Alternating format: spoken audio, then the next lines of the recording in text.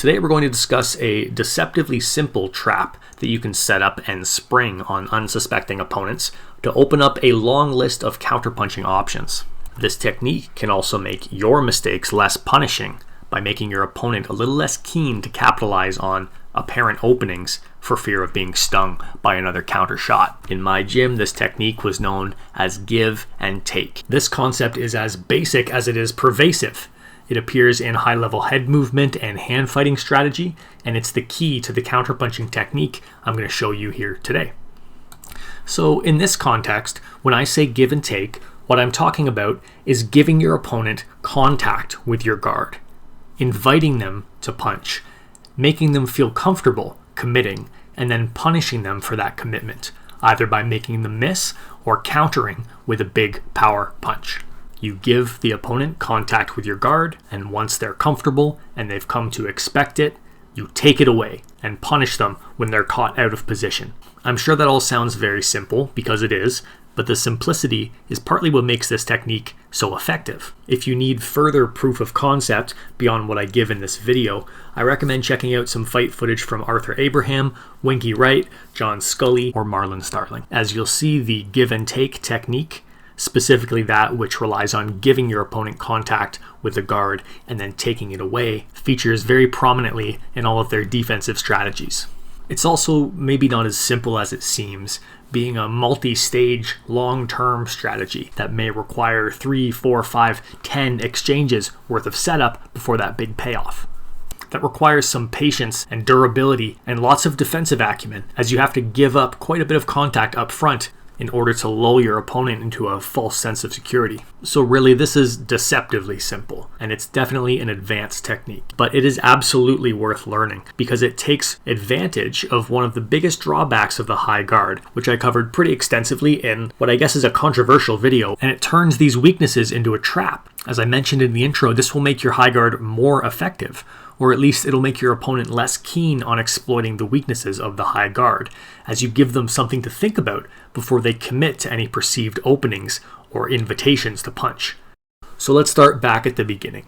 How do we invite our opponents to punch, making them comfortable committing power without putting ourselves in danger? I want to be very clear. I am not advising you to plant your feet and let your opponent tee off with multiple power shots. This is a bad idea. You're still going to absorb the impact of those punches even with a successful block, and there are just more energy efficient options out there. Proactive defensive options that stop the punch before it gets going and don't require the same amount of bracing and tensing that you need to stand up to heavy fire with a high guard. What I am advising you to do is to give your opponent small amounts of imperfect contact, which means allowing 1 or 2 strikes either at long range when they're forced to reach, or in close where they can't get full extension. Not enough to put you in any real danger, but just enough to suggest to your opponent that they could find you if they chose to commit. The other way we stay safe while giving our opponent contact is, surprise, surprise, with good high guard fundamentals.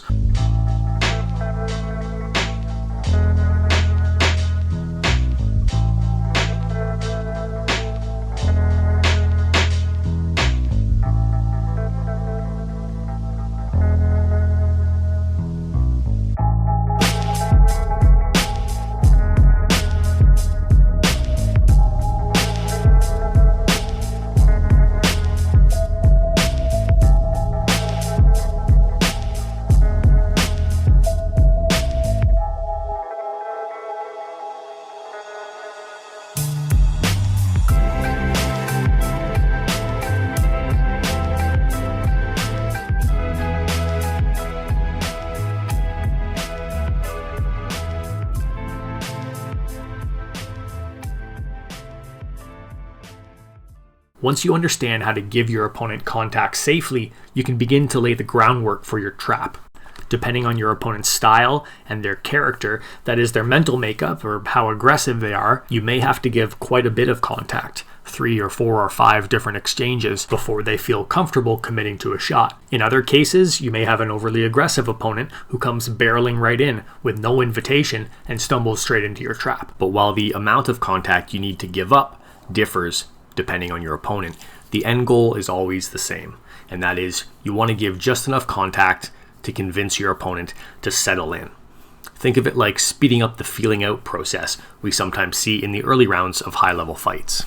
Once you've given your opponent enough contact to feel comfortable, it's time to spring the trap and take away the contact they've come to expect. So just as before, we're going to creep into our opponent's range with a strong base and high guard, only this time we're going to present them with an opportunity for perfect contact. That is, we will set up in their ideal punching range, not too far away and not too close, presenting a perfect and apparently stationary target and inviting them to punch. We give them exactly the opportunity they've been waiting for, the opportunity we've denied them thus far with our active footwork and distance management.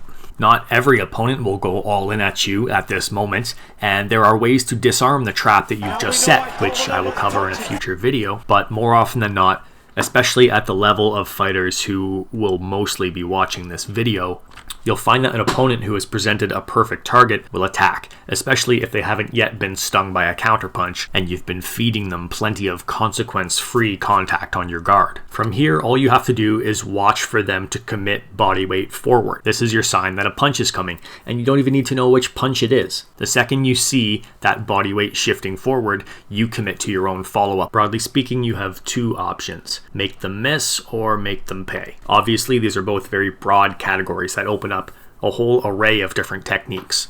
For example, option 1, making them miss, we could present the high guard target, and once the opponent commits, bump in to initiate the inside fight and smother their offense. You can find our previous video on bumping in here. Conversely, you could present that high guard target, and once the opponent commits, commit to a backward step, making their punch fall short and putting you back at long range. You can also pivot out, step off the line to the left or right, and on it goes. But whatever you choose, the idea here is that you pull the rug out from under your opponent, shattering all that confidence they just had in their ability to touch you when they want to. You send a very clear message to your opponent that says, even when it looks like you're available to be hit, you may have something up your sleeve, so they better watch out. Giving contact and then abruptly taking it away to make the opponent miss in this way is very useful. If you've ever missed a shot you intended to land on a double end bag or while working with a shitty pad holder, you know that it sucks. It's quite exhausting to have to recover all of that weight that you shot forward into empty space, and everything tenses up in that moment of uncertainty, kind of like when you try to climb a step that isn't there. In fact, this effect on your opponent's confidence can be so devastating that it can actually make it harder for you to set up counters in the future if you're constantly denying them contact and not throwing them a bone here and there. But while this may make it harder to set up those big counter punches, it can also help to keep you safe by reducing your opponent's offensive output and the rate at which they'll punish any of your potential mistakes, like lurking too long in range behind a high guard. From their point of view, these mistakes will begin to look like the jaws of another trap. Option 2, making them pay, is all about stealing the opponent's commitment and using that forward momentum to power your own counter shot, which comes out either on the front end or on the back end. Your commitment is mine. So just as before, we present that perfect target behind our high guard, the very same target they've gotten very comfortable reaching out and touching after a number of consequence-free exchanges, and as the opponent commits, we commit to our slip or pull or duck or weave or whatever evasive technique we have queued up in our mind, and once we've made them miss, we make them pay.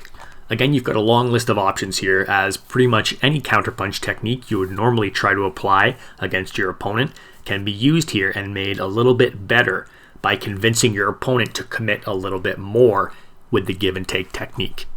One final note about the give and take concept is that it can open up big offensive opportunities for you even if your opponent does not bite on the bait that you've set out. If your opponent allows you to lean in with your high guard or creep closer without trying to blind you or fend you off or just assert control over the exchange with punches, they are giving you time and space to start running your offense. And the closer they allow you to get, the less time they have to react with proper defense.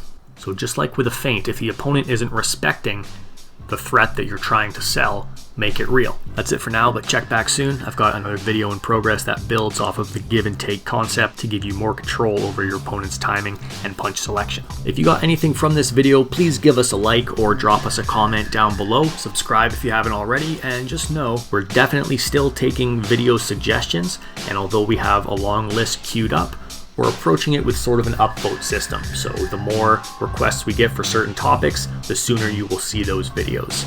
As always, thank you for listening, stay safe, and happy training.